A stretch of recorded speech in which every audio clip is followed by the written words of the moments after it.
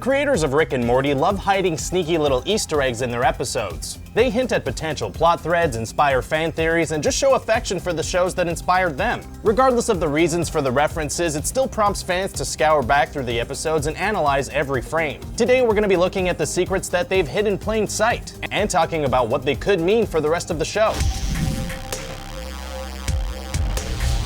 Hold on now, before we get started, subscribe to us. You'll join the notification squad and get frequent updates on new content. Can you guess what movie these emoji represent? Wait to the end of the video to find out. This is a big one. Somebody probably tracked it in last week on the bottom of their shoe or on a piece of alien fruit. Someone? Get off the high road, Summer. We all got pink eye because you won't stop texting on the toilet. Rick accidentally brought Parasites with him. The fan-favorite episode Total Recall plays about with the protagonist's perception of reality and the reliability of their own memories. The episode revolves around parasitic aliens who take on a disguise and influence the memories of those around them. Would everybody just relax for a second? There's no such thing as an Uncle Steve. That is an alien parasite. This way, the aliens are able to make their victims think that they're a loved one who's always been around them. The downside is that they can only fabricate positive memories, not negative ones. The episode revolves around Rick trying to work out which of his family and friends are real and which ones are imposter aliens. How did the aliens get there, though? Well, in an earlier episode, Rick gets his hands on some big glowing green rocks. Although at first it doesn't seem like a big deal, at the very start of Total Recall, we can see him trying to dispose of some of those rocks in the bin. And what were living on those green rocks? Small purple alien life forms. So it seems like Rick accidentally brought the alien menace home with him and the small aliens got out of hand. Although we have to say Rick trying to dispose of them by putting them in the bin doesn't exactly seem like a surefire way of getting rid of them. Oh, sorry, I was expecting... A Rick partner? Lesson 1, rookie. Expect the unexpected. Now get in. Morty's origin. Rick and Morty might be the characters we know and love, but their history is pretty unknown. When Rick and Morty starts, they've already known each other and been on adventures with one another for a little while. There have also been a lot of little hints given in the show that our Rick and Morty might not be each other's first. The Morty that we know and love has been lightly implied to be Rick's second or maybe even third Morty. When we get to see through Rick's memories, we see a 14-year-old Morty, then followed by a memory of Rick with a baby Morty. Rick shouldn't have any memories of a baby Morty if it's true that he disappeared from the Smith family for 20 years. So if he's not Rick's original Morty, then who is? Well, he could be dead. After all, Rick does have a very weird relationship with Morty, unable to decide if he loves him or not. However, Rick's first Morty could be the evil Morty. The intro of the show shows Rick leaving Morty stranded in a dimension of giant frogs. Some fans believe that this was Rick's original Morty, and the one that would ultimately become evil Morty. Relaxed enough? I admire you, Rick. Rick, here's... Rick's crime is destroying worlds. It's no secret that Rick is a very wanted man. In fact, he's the most wanted man in all the multiverse, but it's never been clearly explained. What could Rick have done to make so many people want him in jail? Destroying multiple worlds is probably a good example of a crime. Yes, Rick has already ruined one version of Earth that we know of. Rick accidentally Cronenberged up the world and took Morty to an identical version of that world, save for the mutant nightmare apocalypse. Okay, well, sometimes science is more art than science, Morty. A lot of people don't get that. In this world, he and Morty both died. Rick buried his own dead body and seemed remarkably nonchalant about it. So this might be something he does kind of often. In the very first episode, Rick attempts to destroy the world and start again. While Rick passes out, that bomb is never disarmed. That was all a test, Morty. Just an elaborate test to make you more assertive. It was? Sure, why not? I don't know. Could the series really open with Rick destroying the planet Earth? When you consider that Rick disappeared for 20 years, it seems likely that Rick merely replaced a dead version of himself, albeit one that died long before he arrived. Rick is also fairly reluctant to say what dimension any of his family are from. Could it be that he just plain doesn't know? Has he been through so many dimensions that he doesn't even know where he currently is? You're always wrong. In the episode Raising Gazorpazorp, Morty finds himself in an awkward situation. Through his own teenage antics, he's managed to become a father to an alien. When Rick and Summer go to the alien's home planet, they find a world divided. Everyone on the planet is one of two stereotypes. While all the men on the planet are big, hulking cavemen-like people with little thought outside of food, fighting, and women, the women themselves are very different. The women are overly dressed, speak fancily, are constantly gossiping, and play up opposite stereotypes from the men. They also greet each other with, I am here if you need to talk. Although it's interesting that both aliens are hyper-exaggerated versions of the human sexes, it also gave us a funny hidden joke. On the Queen's throne, there's Latin writing. It reads Sis Semper Calumnium. That roughly translates to you are always wrong or may you always be wrong. The translation isn't exact, but it's the closest. It's another witty little secret that the creators put in. Although it'll probably be missed by the majority, for those who can figure it out and those who read about it, it makes for a good laugh. And these babies just saved this lame-ass party! Wubba-dubba-dub-dub! Play something. Somebody play something.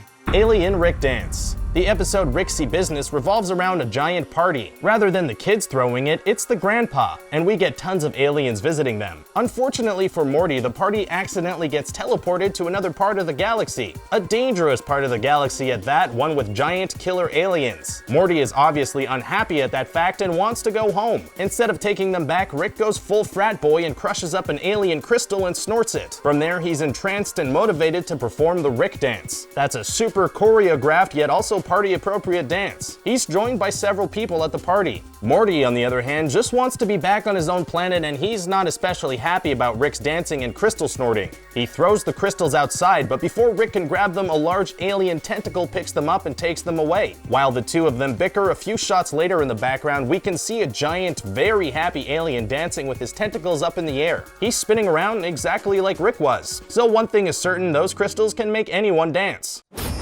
Mr. Meseeks, look at me! Mr. Meseeks. In the episode Meseeks and Destroy, Rick gives the Smith family a Meseeks box. They exist to help you out with your task, then they vanish out of existence. Jerry asks the Meseeks to help him take 2 strokes off his golf game. Ooh, yeah!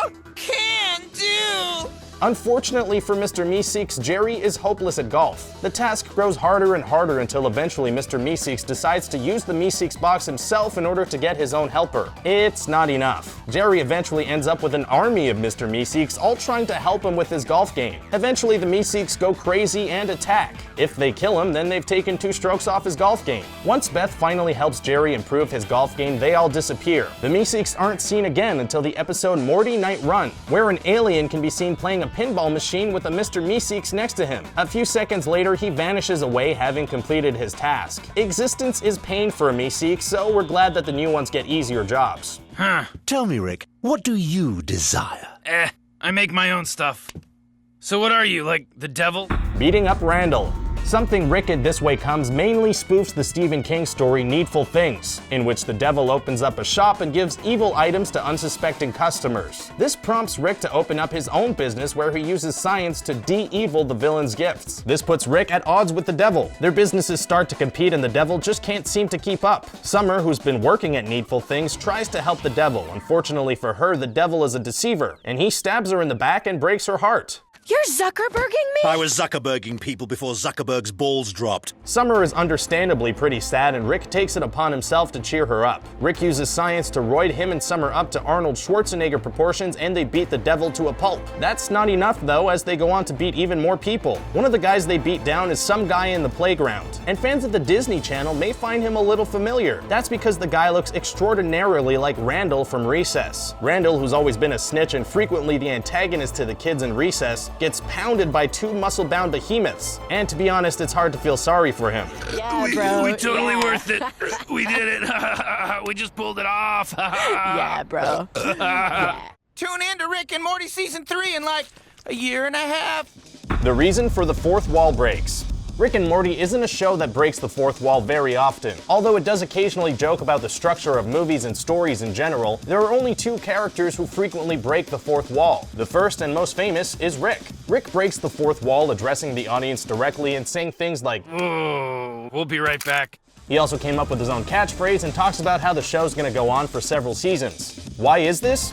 Well, despite it just seeming like a random collection of jokes, some fans have theorized that Rick knows he's in a TV show. There have been little secrets to support this theory sprinkled throughout the show, but it's most heavily supported by the final episode of Season 2, in which the character Mr. Poopy Butt Hole is revealed to have been watching the last episode on TV. Hoo-wee, what a cliffhanger. Oh boy, oh my. That's a real crazy ending, huh? Seeing as he's clearly had many adventures on TV, some fans believe that he's informed Rick that he's on a TV show, and that's why Rick is depressed all the time. There have been quick little lines the writers put in to support the theory too, like when Rick says he refuses to answer a literal call to adventurers. I refuse to answer a literal call to adventure, Morty. Let it go to voicemail.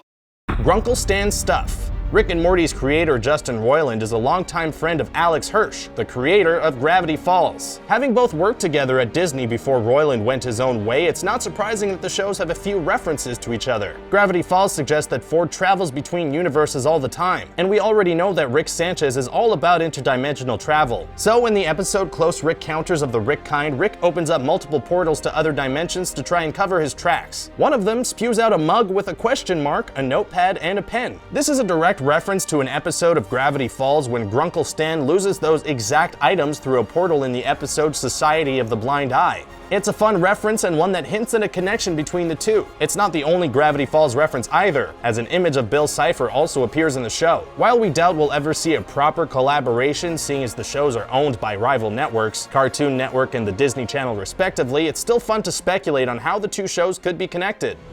Time travel stuff. Rick and Morty is heavily inspired by Back to the Future. As a matter of fact, Justin Roiland actually got noticed by Dan Harmon when he made a vulgar parody of the Rob Zemeckis classic for Harmon's Film Festival. The skit was eventually adapted and expanded as the show Rick and Morty. Yet despite being inspired by the adventures of Dr. Emmett L. Brown and Marty McFly, so far no time travel has occurred in the show. There are hints that it could happen though, as Rick does possess a box filled with time travel stuff. Although the box, much like the idea, has literally been shelved. Part of the reason is that introducing time travel would be a massive headache for them to explain and write a consistent story around. That being said, the time travel box is a nice little Easter egg for the fans. The show has dealt with time being frozen before, and it made for a pretty fun episode where Rick, Morty, and Summer's timelines were out of sync with the rest of the world. But the idea of that happening every time they want to travel through time could be a little grating unless they found some way to explain it away. So for now, Rick and Morty is leaving time travel to the professionals. Oh, that was awesome! That's all we've got time for today. There are plenty of little Easter eggs and fan theories surrounding Rick and Morty, and there was no way we can include them all. Were there any of your favorites that we didn't include? If so, comment below and let us know. Before we go, if you played the emoji quiz today and answered this, then you were right. Remember to subscribe to get more videos from our playlist, and as always, thanks for watching.